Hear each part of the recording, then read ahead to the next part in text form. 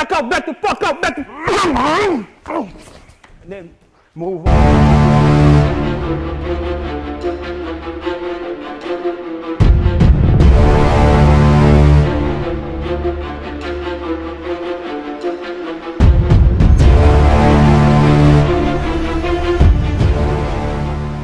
If you look at the 3 E's from Pete Robbins, and the first E stands for escape. If you can escape, you should.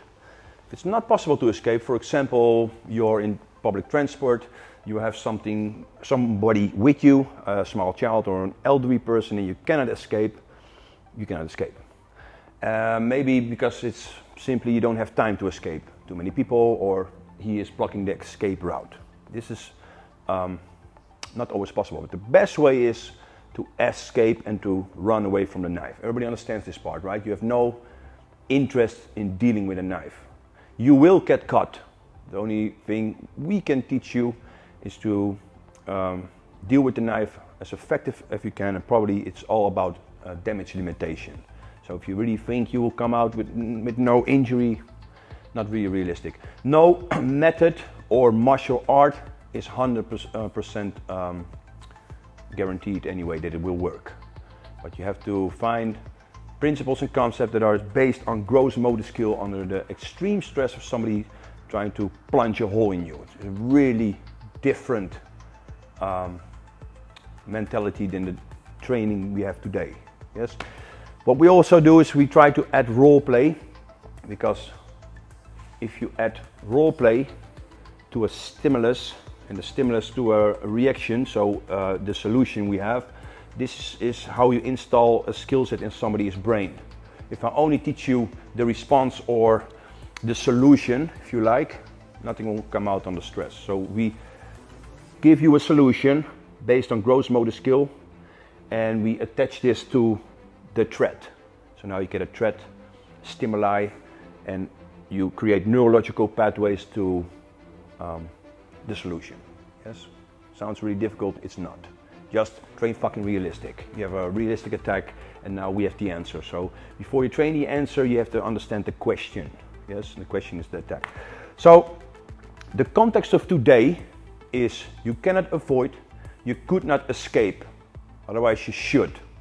And what else happened is maybe your awareness was not on point, or simply he was quicker than you. His OODA loop, observe, orient, decide, act, worked quicker than yours. He's spotting, he's observing, finds you and orients you as a victim. Now he makes a decision to grab a knife, and maybe the decision to stab you, and now he acts by doing so. If you can stop him from acting, by for example hitting him in the face, you rebound his OODA loop. So you smash him in the face, he goes back to a state of observation. Now he needs to have a new orientation so he can make a new decision and act. So the point is, act quicker. The context of this training today is all about you fucked up, you didn't see the pre-tech cue, or you didn't have time to escape. Now the knife is out. So now you deal with somebody that wants something for you with a knife. Scary stuff. So understand that it is the absolute worst case scenario. Your back is against the wall, now you need to deal with it on a physical level. So we have armed versus unarmed. That's a bad situation. So you better keep your mindset, you better keep your aggression on the switch, and you better have a good skill set to deal with this. And then it's all about luck also. Yes? So is everybody understanding the context of this training? We could not avoid, we could not escape, I could not run, could not de-escalate.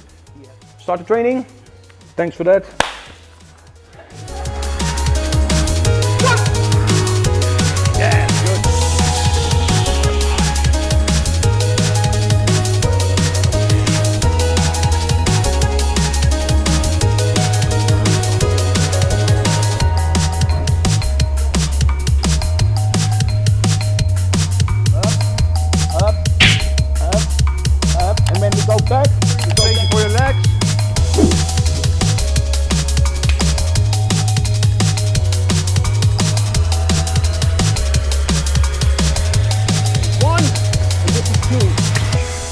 Now you get explosive working from here. Go!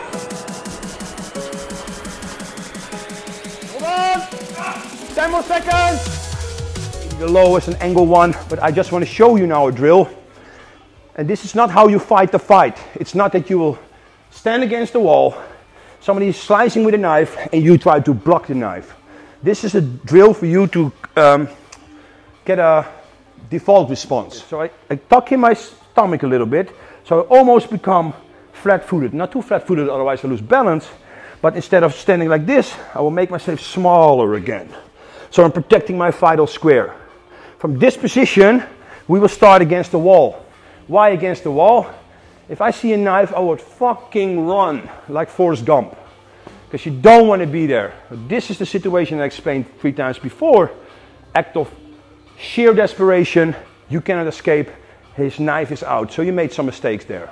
You messed up your awareness, you didn't see the pre-threat cues, or you didn't run, or you thought it was not real, and now all of a sudden, he grabs out the knife. Deal with it now. Yes? So, the drill now, we start from this position. I get a little bit from the wall, because if I get against the wall like this, I cannot fight. We assume we can avoid an escape, and now I'm presenting this. So show me this first. Yes? Don't present this side of the forearm, back of the arms. Protect the vital square. Your collarbone against the other side of your rib cage, 360 around. It's all vital organs. That's why when I wear protection in difficult places, I wear stab vest or bulletproof vest to protect this area. First, an angular 1. And the angular 1, if I wouldn't protect myself, it looked like this. It slashes my carotid artery. That's a problem. This is what we call a timer. So he cuts me deep enough, now needs time to bleed. So I can still hurt him, but I probably, if the cut's deep enough, will lose a lot of blood. If I lose 2,000, 2,500 cc's, it's already potential dead. And what happens if you lost a lot of blood and they are filling you with blood in the right minutes, then there's a big possibility you die in the weeks after. Because if you lose a lot of blood, first the priority goes to your heart and your lungs, etc. And there's withdrawal from all extremities, but also from your kidneys. So to preserve the heart. So what happens after a couple of weeks, 9 out of 10 times, if you lost almost 50% of your blood, they die from kidney failure. Yeah? So, or organ failure in general. So die from it. 4 possible ways to die. Internal bleeding, so you get stab wound and now you bleed on the inside. External bleeding, it's really bleeding very hard and now you lose too much blood. Hemothorax or collapsed lung. And the next one is you die from cardiac injury. You get stabbed in the heart or aorta, end of story. Yes. So, and again, reaction drill to get a oh fuck moment. Yes, it can save you time to do something. It's not telling you stand here, somebody with a knife and see what is coming. Because one point when he changes angles, I will lose. So it's a drill to understand how you fend the knife, protect the vital parts. Yes, is everybody understanding the concept of this drill? Because keyboard warriors go really good on this drill. They say, what the fuck, you don't do it. No, shut the fuck up. We're training a response, that oh shit moment. You get a shiny object, oh fuck. This is what we're training here. So absolutely no guarantee. Minimize it. So I need to react on him. And I promise you that he will cut me. But it's for you to understand how difficult it is and that there is work to do. Yes?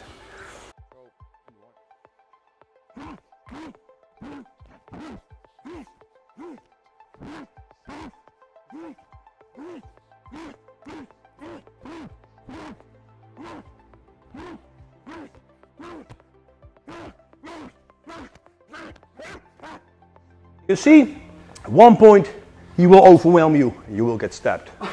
But let's understand the context. You don't stand like this, you don't fight the fight like this. Split second to do something, now it's your turn. So this is the principle. Fend with the back of the forearms, get inside the arc of the weapon and counter or fend explosively or knock him the fuck out.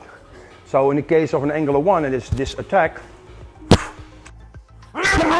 this is what you get. And he will still back up, back the fuck up, back the and then move off.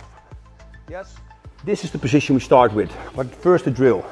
I protect my head and go inside. If I can now, I wrap the arm and I will hurt him on entry. So I really squeeze the skin. Sometimes there is no rep. If you do it under real speed like you just saw, there's a rep sometimes there's nothing. As long as you grab him as ballistically as you can.